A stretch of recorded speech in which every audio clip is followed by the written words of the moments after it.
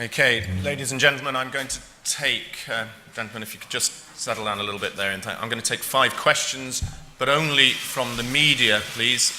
Only the media, and I would like you to give your name and state your organisation for me, please. There is a lady at the back there. Sorry, sir, lady just there, blonde hair. Hi there, Lucy Fisher from The Times. Mr Farage, I wanted to ask you, Diane James suggested on the BBC EU debate last night that you had apologised for the Breaking Point poster. Is that the case? I apologise for the timing, and I apologise for the fact that it was able to be used by those who wish us harm, but I can't apologise for the truth. I mean, after all, this was a photograph that your newspaper carried. It's a photograph that all newspapers carried. It is an example, actually, of what is wrong inside the European Union. We have a Eurozone crisis, with a Greek bailout coming back probably in July, and I'm afraid what Mrs. Merkel has done has led to massive divisions between and within European countries. I would just say this, though, on posters. The one poster that no one seems to talk about, the one really offensive and abusive poster in this campaign, was put out by an organisation encouraging people from the ethnic minorities to vote, showing a skinhead menacing an elderly Asian lady, and that was an absolute disgrace. Okay, gentleman with the glasses behind. Thank you. Mesa Hall from the Daily Express. Nigel, in the perspective of where we are now, right at the end of the campaign, how unfair a fight do you think it's been over these last few months? And if Remain wins by a narrow margin, do you think the British people will have been cheated? Well, I think that the way the Prime Minister and indeed the Chancellor have conducted this campaign is they've attempted at all times to use the full apparatus of the state to back their campaign. And, you know, up until a few weeks ago, if you applied to renew your tax with the DVLA, you got a nice little reminder that voting Remain was the sensible choice. And I think, quite frankly, to have used £10 million of taxpayers' money, some of it, of course, for their website and online activity, but most of it to produce a booklet that was delivered to every house in the land, I think was pretty much an abuse of position, and how I enjoyed walking up Downing Street and posting it back through Mr. Cameron's door. But look, the establishment are very, very scared of this vote, and it's perhaps in a sense not surprising that they will, in a situation like this, do whatever they can to win. I don't think there's much point moaning about it, frankly. I think we have to accept the cards that we've been dealt, and I think despite of all of those things, you know, we are in with a very good chance of winning this tomorrow. You asked what will happen if Remain wins by a whisker. Well, I would say this, that any calls, any demands for a second referendum would come up against a pretty big obstacle. And that obstacle is called the House of Commons, where a lot of people regret ever giving the British people an opportunity to have this say. So if we were to fail tomorrow, then I suspect it would then be Denmark or perhaps the Netherlands that would vote to leave before we did. But I hope we're first, and I hope we save ourselves and give an example and inspiration to others, because there are going to be tens of millions of people tomorrow willing us on. An opinion poll in the Netherlands earlier this week for the first time showed a majority of the Dutch want to leave. In Denmark, if we were to vote to leave, a majority there want to vote to leave, and unbelievably, a poll in Italy the other day showed 48% of Italians want to leave. So this is a greatly unloved project that is well past its sell-by date. And I do understand your question. They have done everything they can to load the odds in their favour, but despite that, I still think we're going to win. Okay. I'm going to go to the other side of the room now. Gentleman on the far left. Owen Bennett, Huffington Post. At the BBC debate yesterday, the Leave side didn't commit to actually reducing the numbers coming in if they got control of immigration. Nigel, in the case of Brexit, would you stay on as UKIP leader in order to force them to commit to that and to actually bring that, to reduce the numbers? Well, there are 2 points there. The first is, look, at times this referendum has resembled a general election, with both sides putting forward manifestos. Actually, that's not what the referendum is about. What the referendum is about is who governs Britain. You know, are we to be an independent, self-governing nation that makes our own decisions, or are those decisions to be taken somewhere else? I think whatever happens tomorrow, I think that UKIP has an important role to play. Firstly, in the European Parliament, whereas the biggest delegation, you know, we will actually watch those negotiations as they're taking place, pretty much at first hand, and we will act as the canary in the mine shaft. You know, if it's not happening, we will let people know. But I do think within this country, we need to be there posing a direct electoral threat in case there was any backtracking. It would depend, of course, a bit who the Prime Minister was. But is there a role for UKIP after tomorrow? Yes, I really believe there is. Okay. Okay, I've seen this gentleman, and I'll come to that lady there. Sorry. Hi, Nigel Wallace, ITV News. You've been accused of poisoning the political debate with the Breaking Point poster and accusing the Remain campaign of politically exploiting Joe Cox's death. Are you proud of the way that you and the Leave campaign have conducted themselves? Well, I've been accused of doing all sorts of ghastly things since about 2004. I was condemned for suggesting we should have an Australian-style point system. I mean, that was considered monstrous.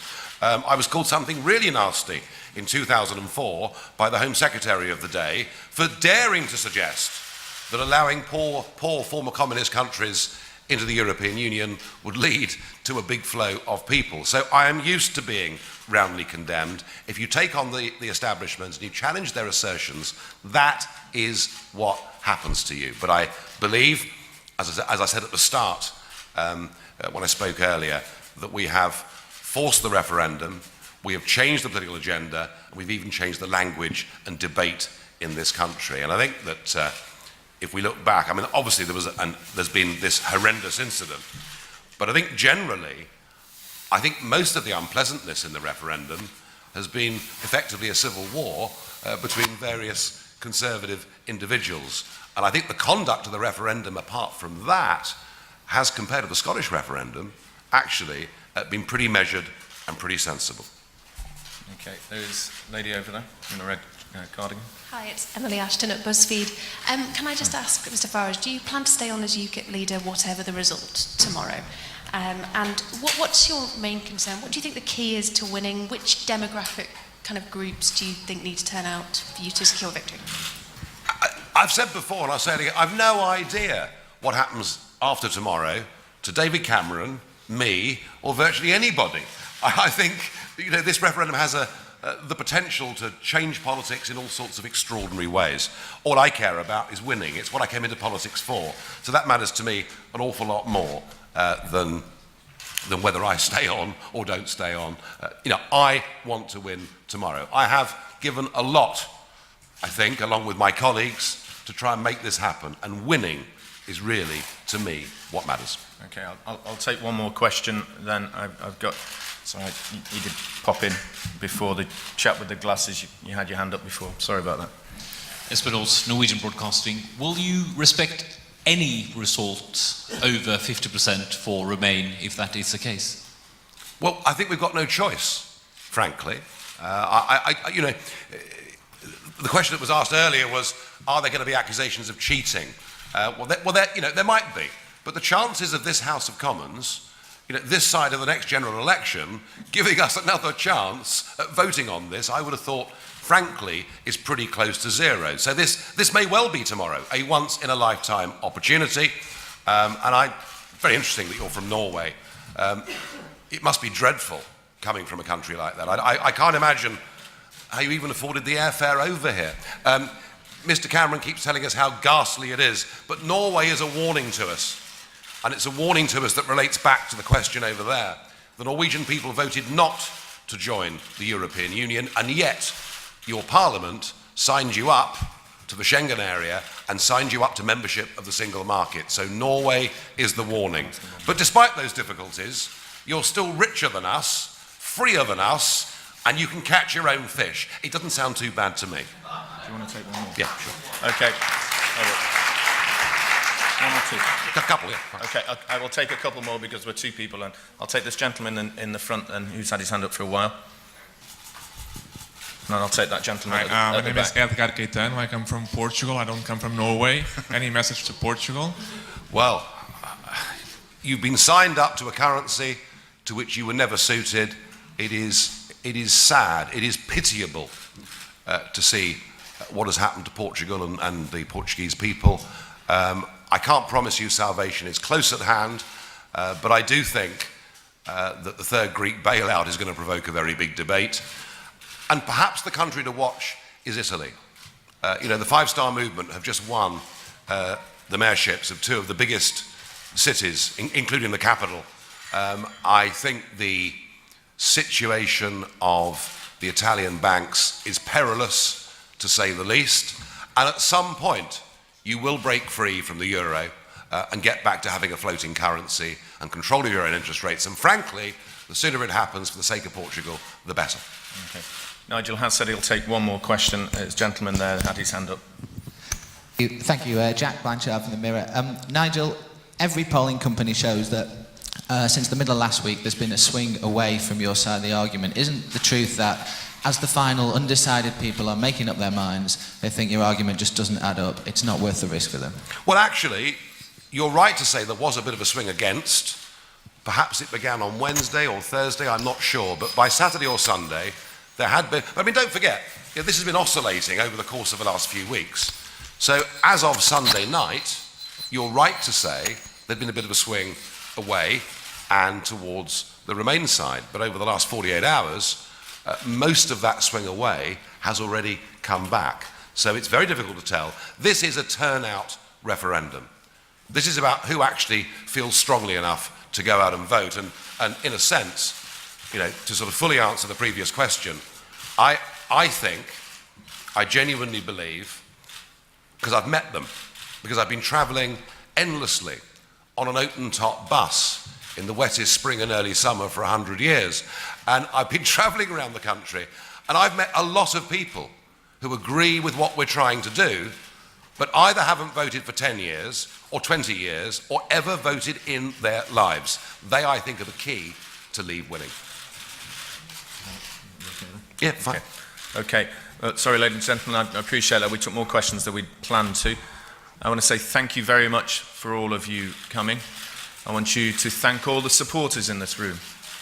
Without you and what you've been doing over the past few years, and what you will be doing over the next 24 hours to make sure that, as Nigel says, tomorrow becomes our Independence Day, we wouldn't be there. I want to say thank you very much to all of you, and more than anything else, for someone who came into politics from a good job in the city to fight for this country. I want to say thank you to Nigel for allowing me to be part of this momentous occasion. Thank you. Welcome to the club.